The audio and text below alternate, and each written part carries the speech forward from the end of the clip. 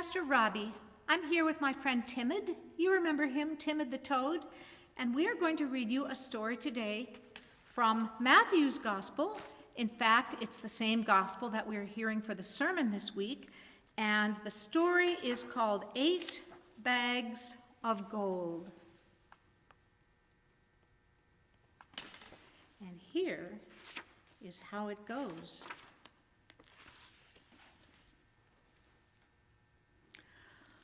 Once there was a master known throughout the land. He had 100 servants who were under his command. His house had many, many rooms, and no one could deny that he was rich, and there was not a thing he couldn't buy.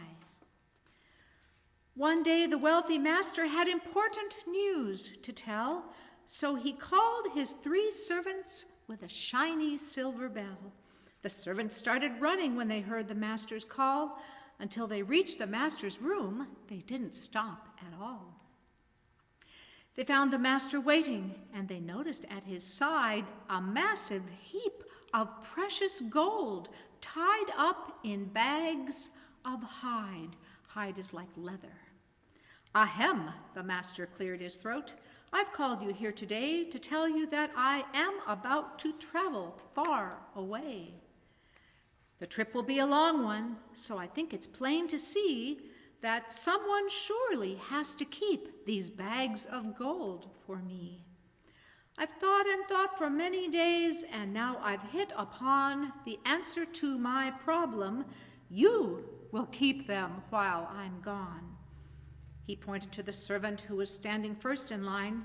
Come here, he said, and you shall have your share of what is mine. I give you these 5 bags of gold to do with as you choose. So then, till I return again, these coins are yours to use. Then to the second man he gave 2 bags of gold and said, to make good use of all this wealth, you'll have to use your head. The servant who was last in line approached the master's chair. There's 1 bag left, the master said, and that will be your share.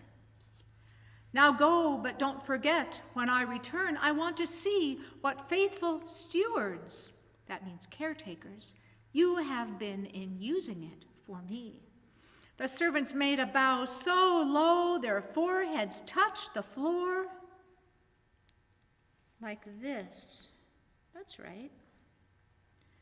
And then they gathered up their gold and headed for the door. And here is the picture of those servants setting out with their bags. The man who had 5 bags of gold went out with troubled thought, and in his mind he counted up the things that could be bought. It's such a task, I must not fail, the puzzled servant sighed. But then a plan popped into mind. That's what I'll do, he cried. I'll buy a store, a great big store. I'll sell so many things, like pots and pans and coats and shoes and silk and diamond rings, bronze camel bells and Persian rugs and candlesticks and tea. The biggest store in all the land. That's what my store will be. He bought a store, and people came from places all around. They came from almost every place where people could be found to buy the things they needed in this store that was so grand, for it was soon the superstore, the biggest in the land. We have some like that today, don't we? And on the other side of town, where shoreline meets the sea, the man who had 2 bags of gold was happy as could be. For many years, this servant had possessed a secret wish to be the owner of a shop for thriving trade in fish. And so a marketplace for fish was just the thing he bought, and fishermen came in to sell him all the fish they caught. Wait, Timid is saying something. No, they're not selling toads, they're selling fish. Then he in turn sold all the fish to people of the land, and so his business day by day went on as he had planned. For though he never had a crowd around his little shed, his marketplace did pretty well, it truly must be said. He didn't make a fortune in his work of selling fish, but still his marketplace fulfilled his every dream and wish.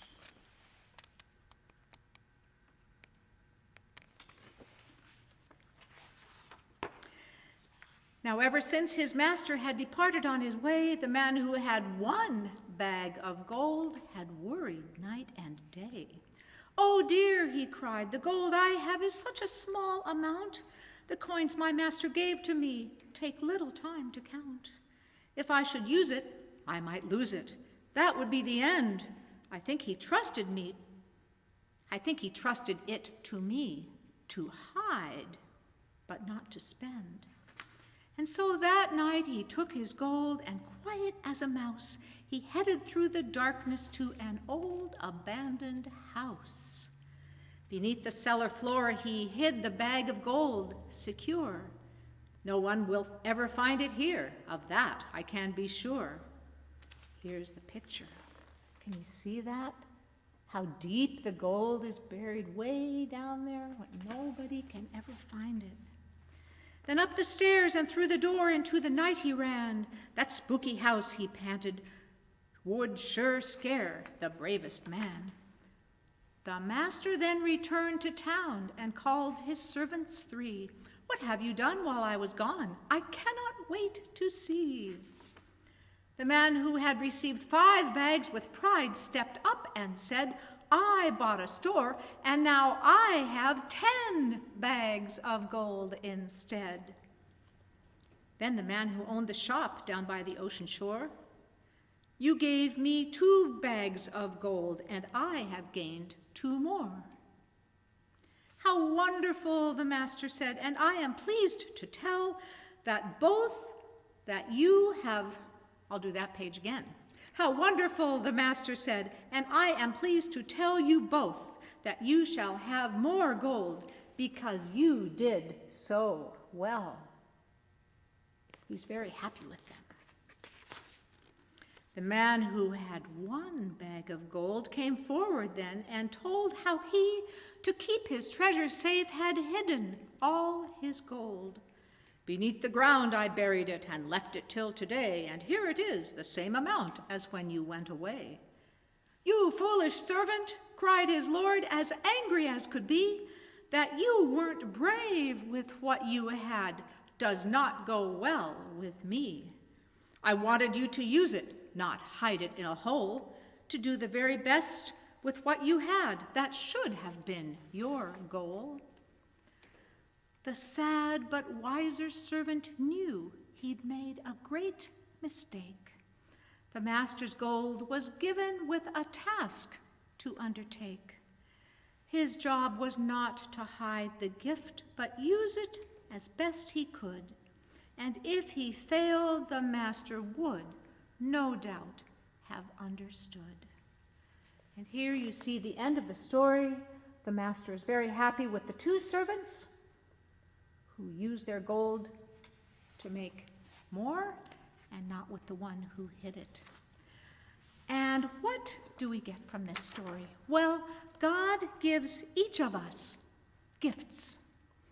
You may have the gift of drawing, or of music, or of building, or of mechanical things. Maybe you can put things together very well. There's all kinds of special gifts each person has.